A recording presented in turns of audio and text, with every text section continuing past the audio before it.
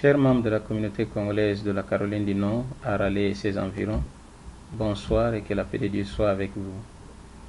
Comme nous l'avons dit lors de notre réélection à la tête de l'organisation sans but lucratif dénommée COCOM NC /Raleigh, notre mission et notre vision restent et demeurent le bien-être des membres de notre communauté. Nous croyons à cet appel et continuerons à y répondre malgré les attaques de ceux d'entre nous qui, pour des motivations personnelles, n'acceptent pas tout ce qui vient de nous, même si cela est positif pour notre communauté. On a toujours dit que nous sommes le produit de ce que nous pensons dans notre cœur. Ma famille et moi-même, nous voudrons réitérer ce que nous avons toujours dit, il y a belle lurette, à savoir, nous sommes et serons prêts à pardonner quiconque reconnaîtra ses fautes et nous serons aussi prêts à recevoir les remarques de ceux qui peuvent nous prouver là où ma famille et moi-même les avons insultés, accusés faussement ou diffamés ou menacés de mort. Jusque-là, toutes les personnes qui nous ont approchés, nous entendons seulement une seule demande, oublier le passé.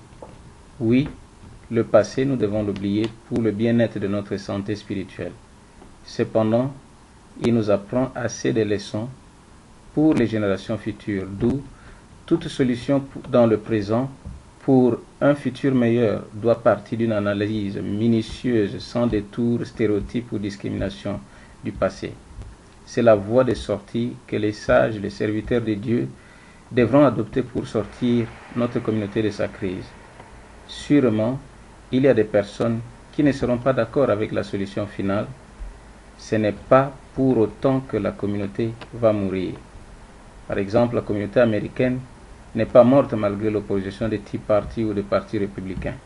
Il y a un seul gouvernement, un seul Sénat, une seule Chambre de représentatives, une seule Cour suprême. Le processus électoral demeure la voie démocratique par excellence pour accéder au pouvoir et qui permet aussi que les points de vue opposés soient exprimés. Dans notre communauté, nous ne sommes pas exemptés de ces principes démocratiques. Ainsi, nous invitons les membres de la colonie congolaise qui ne l'ont pas encore fait, qui ne sont pas encore enregistrés ou rempli l'application de devenir membres effectifs et actifs en payant leur contribution annuelle de $60, de joindre tous ceux-là qui se sont déjà exprimés dans l'organisation COCOM NC /Raleigh.